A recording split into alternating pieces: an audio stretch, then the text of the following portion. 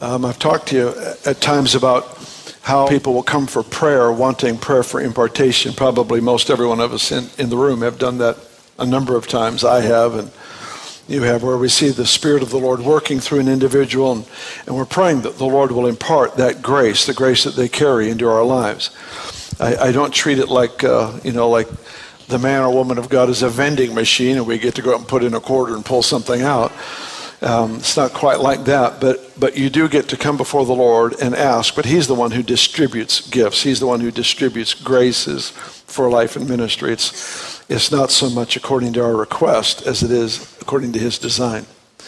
But having said that, the thing that I've tried to emphasize, especially in our school where this is a real hot subject and rightfully so, a very important subject for us, is that it's easy for me to lay hands on somebody and for there to be an impartation of a grace, a gift for life, for ministry. But it's impossible to impart to somebody my history with God. And every person is required to make their own history. And history is made primarily in the secret place. It's made where nobody's watching. It's true that you can make bold decisions and do bold acts in public places, but that's not where the history is shaped. The history is shaped in the quiet place, in the still place. And I want to talk to you this morning about making your own history with the Lord. Maturity comes when you learn not only to confess sin and to give Him that part of your life, but maturity is seen when we begin to give Him our gifts, our talents, our abilities. It's like something else begins to shift in the heart of the person when we realize not only do I need to give Him my failures, but I need to give Him my successes, because I can't afford to run in that without Him either. I know I can't afford to hold on to sin. I need to be forgiven, but I also need equally, I need the grace of God on my life where He has gifted or called me or given me talents or skills. And so we learn from failure to give that to Him. Then we learn in success to give that to the Lord. There's another part of our life where hopefully you have learned or are learning that when there's crisis, when there's difficulty, when there's trial, to come before the Lord. But not just come before the Lord in the sense of crying out for help, but coming before Him until He speaks to you.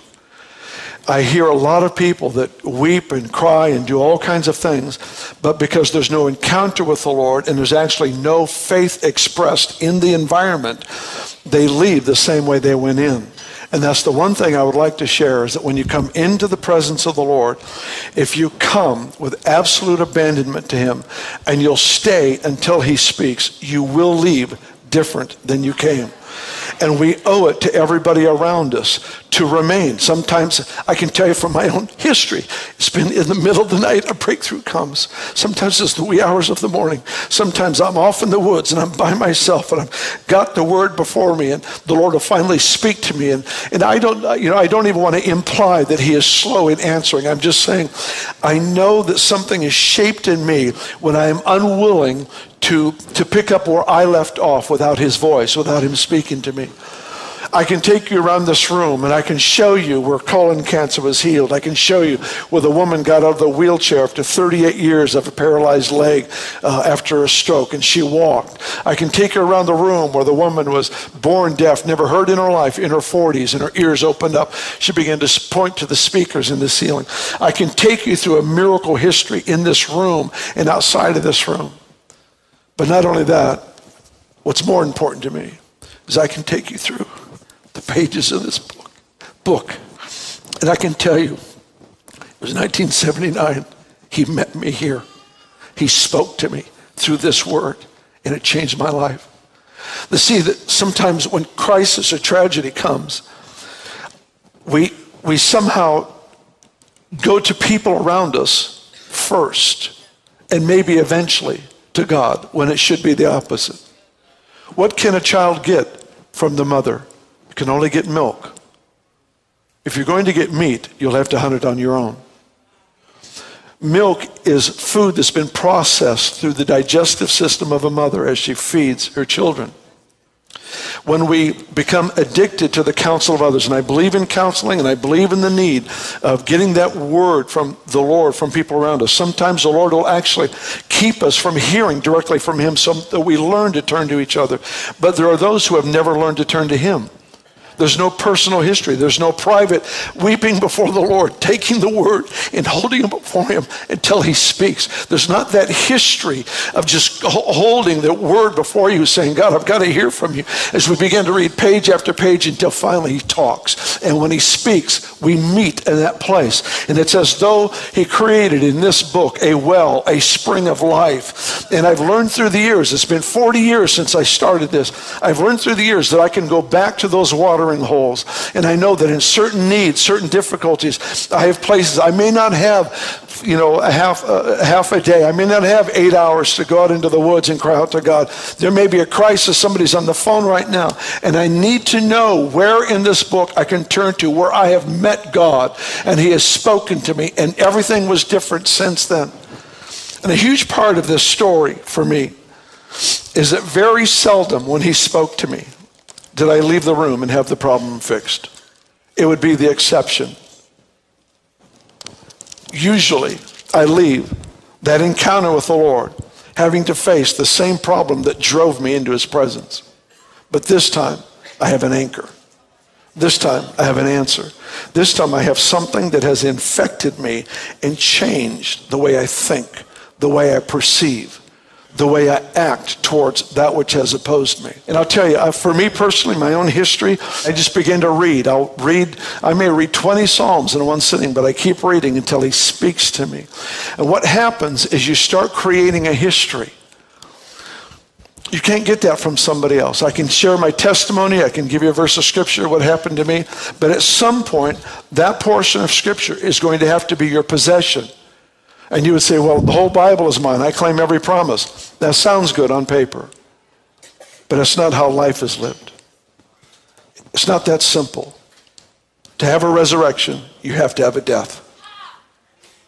You have to come in and die and have the Lord speak and change everything from that point on. There has to be that encounter where your agendas die. Everything about you that makes up your life, you lay it down and he speaks. And the identity comes from his voice. Man shall not live by bread alone, but by every word that proceeds. Life itself comes from his voice. And the most intimate connection of our life is the fact he talks. And he talks to us. A history with God is something that you develop in your own time, where you get before the Lord with crisis, with tragedy, and you hear that word of the Lord.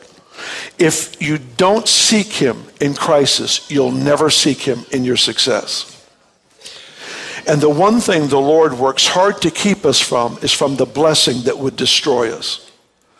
He longs to release increase of blessing, of favor, of resource upon us as people, that we can be more effective and more useful in this life. But he also knows what will destroy me. And if difficulty doesn't drive me into this presence, then success never will. And the great challenge in life is not what do you do with problems. The great challenge is what do you do with praise? What do you do with applause? What do you do with favor?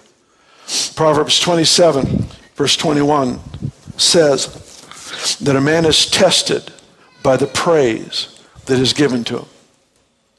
You see, instinctively, we know, at least we should know, to come into the presence of the Lord and to find an answer when we face difficulty.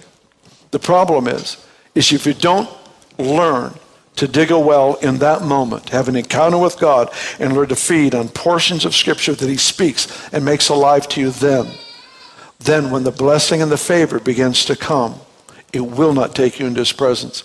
And what that means is you've just chosen a place where you're going to level off. Some people only know the Lord through answering crisis. And they've never discovered him who takes them not only out of the red, but into the black. A lifestyle where they become a resource now for other people. This is the call of the Lord on the people of God, is developing a history where you meet with the Lord over his word. I'm specifically talking, there's a number of ways that the Lord has spoken to me through the years and really impacted my life. But I would say the initial place where I began to meet the Lord and encounter the Lord deeply and profoundly in a way that changed me was over the word. To bring his word, to open it before him and just begin to read and pray. You don't have the right to take this word and twist it to your own advantage. But read until that presence, that Spirit of God, enlightens something in your heart. And suddenly there's food for the soul that enables you to not only have an answer for a problem, but to become the answer for a problem. This thing is living. It's a living word. It's a living word. What I'm trying to encourage you in is develop a history with the Lord. Develop a history. Let the first response to crisis be to cry out to the Lord. And the first response to success, to cry out to the Lord. The first response. If you'll make history with God, he'll make history through you.